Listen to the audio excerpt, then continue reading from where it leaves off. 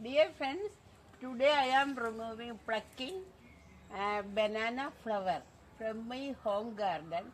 This is highly delicious and purely natural, organic also. See, this is my banana flower.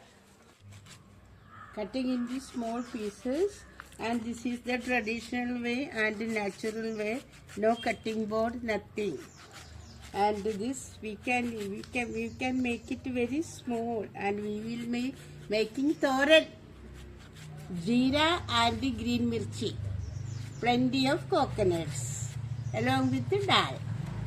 I am cooking it on fire.